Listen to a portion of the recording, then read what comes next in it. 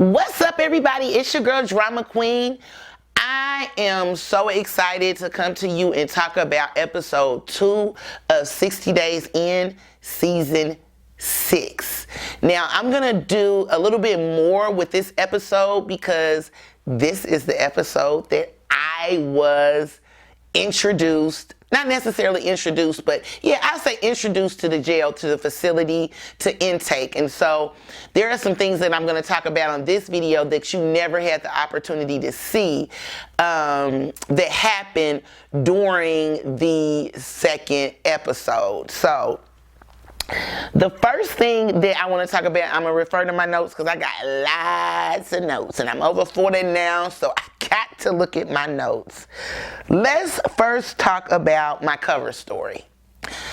And the way that I want to kind of introduce you guys to my cover story, because they didn't really show a lot of my cover story, I want to introduce my cover story by how I was able to reveal my cover story to Tiffani and our first initial interaction, and how it wasn't great, but the cover story and learning from Tasha Smith in her T-Saw workshop really helped me sell my cover story, and that is what kind of solidified my relationship with Tiffani and a lot of the other ladies. And so when you first see me come in, I was a little shocked because we had these things called boats, and that's the beds. If you're not sleeping on the top or the bottom bunk, you sleep in the boat. And I guess because, you know, I told them I was really afraid of heights, that they was like, okay, well, we'll get you a boat and you can sleep on the floor. But no one explained that to me because, of course, I'm an inmate. They don't have to explain anything to me. And so I was a little confused of why I was sleeping on the floor, but I figured there was a reason. And so I go in probably about an hour before dinner. And so I go in and, you know, they had somebody bring my boat in for me. And, you know, I go in and I'm just trying to get settled. And, you know, I'm like, hi to Tiffani. And she is laying down at the bottom bunk and she has, you know, like some of her commissary on the top bunk, and then she has like her towels. There's some towels you can buy in commissary, like the large drying towels, and she has that kind of hanging down to kind of block the light because lights are still on at this point. And so she kind of like moves it and looks at me, and I'm like, hi, and she kind of looks like, whatever, I'm asleep. So she shuts it, and so I'm like, oh God, this is about to be a long 60 days. I'm like, is this gonna be her attitude this whole time? This is not gonna work. So she gets up probably maybe 15 or 20 minutes before it's dinner time, because you can hear when trays come. You know, when you're used to being in jail, you know the different sounds, you know the time, you know when the trustees get out, you just know, you know the flow of how your day goes. And so she's like, you know, hey, how are you? You know, what's your name? I was like, my name is Shanese. What's your name? She's like, my name is Tiffani.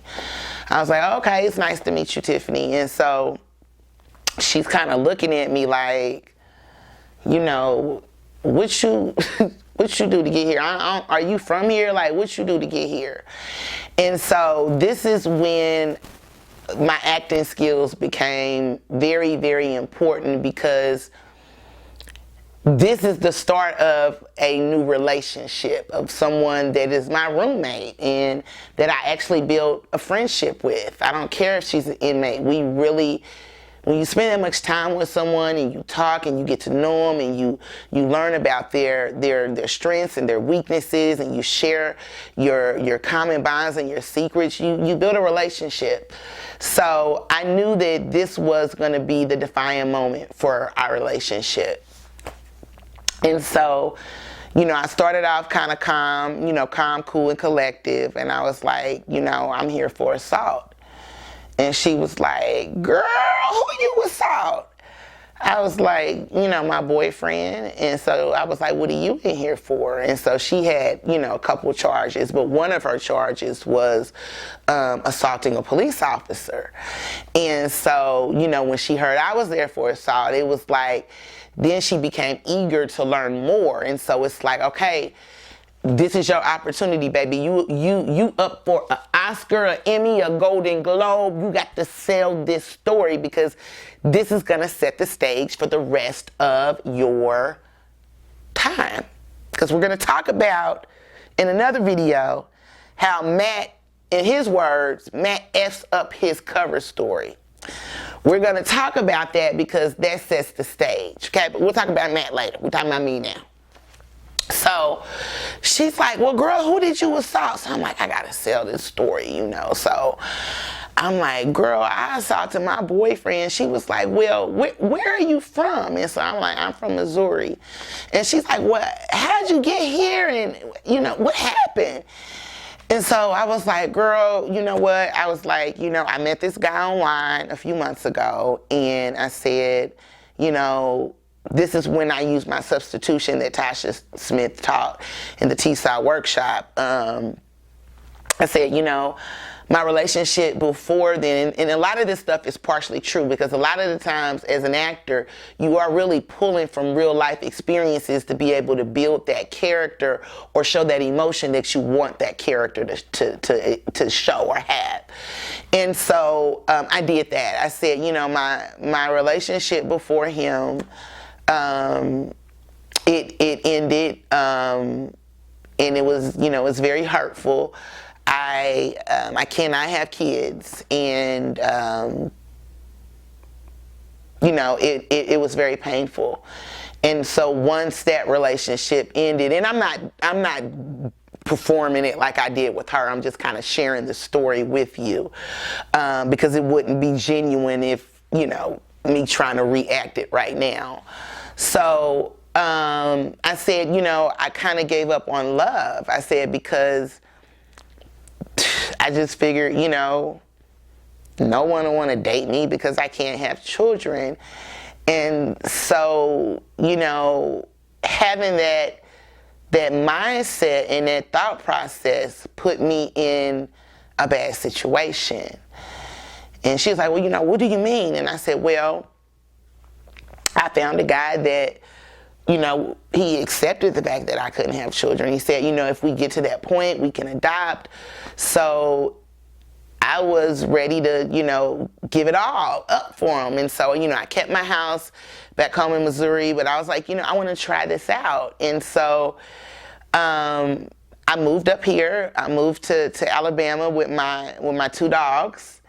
And I wanted to bring my two dogs in it because I knew I was going to be missing my two dogs. So I'm setting the stage. Everything that I did, I'm a very strategic person. I set the stage. But as we go through the reaction videos and the perspective of different episodes, I'll tell you more about that later. So I said, you know, I moved my two dogs up here and, you know, things was, you know, okay. I said, but on the day that we had the, you know, the issue, my parents and my sister had came in town to see me, make sure that I was, you know, doing well. And she's like, well, did y'all live together? Yeah, we lived together. You know, I didn't want to commit to another place here until I kind of saw how it worked out. And I said, you know, so on this particular day, you know, my parents came up, we're playing cards, we're playing dominoes, we're drinking, we're having a ball. And, you know, we had an argument. And, you know, I thought that we had got past, you know, I thought we had got past it. And when my parents left, you know, he continued to drink and he hit me. And I've not ever been in a physically abusive situation. So the only thing I like blacked out. And this is something true about me. When I get that angry, that's why I try not to let people take me there. I will black out. And so I remember in real life blacking out, and I just kind of went back to that place. And, you know, I'm just telling her, and she's like, so girl, what did you do? What did you do? Like, she's excited because, you know, she's there for assault too. So now I have her attention. You know, I have a captive audience, and so I got to sell this shit, you know? So I said, I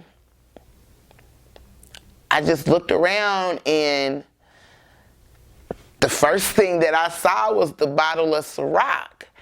And I said, I just grabbed it and I went inside his head. Actually, I said a few curse words. I think I said, I went up that head. She's like, oh, girl, for real, did it bleed? I said, girl, yeah, it bled. I was like, I don't even remember anything else past that. And so, I forgot the county, but I didn't live in Gadsden, Alabama. I lived in Etowah County. I lived in another county. And so part of my cover story was, and I told her that, I was like, yeah, we leave. And she's like, well, why they bring you up here? And so in real life, my sister is an attorney. And so I said, well, you know, my sister's an attorney, and, you know, my boyfriend's dad, and it was somebody else. I don't know if it was his brother. He had two family members that worked at the county jail that we lived in. And so it was at the request of my sister, who was acting as my attorney, that I be moved to another jail to ensure my safety. And so I'm telling her this. So I finished telling her the story, and she's like, dang, girl, I like you. She's like, I like you. You crazy like me. We gonna get along great. And I'm like, yes, mission accomplished. So right before we go to dinner, my very first day, you know, a couple hours in, she's like, here, let me kind of tell you what's going to happen. You need a cup, because you're going to need a cup for your drink. You're going to need the spork, because they may not have any of the plastic forks. So I have some extra, so here. So I'm like, oh, I got to get this stuff. So she, you know, she gives it to me, and she's like, you know, I'm going to introduce you to everybody, because at that point I've already sold her on, I'm a real inmate. Stuff is looking crazy around here with all these cameras, but this chick is crazy, and she got excited about it. And so that was kind of the start to my relationship with Tiffani, and that was my cover story.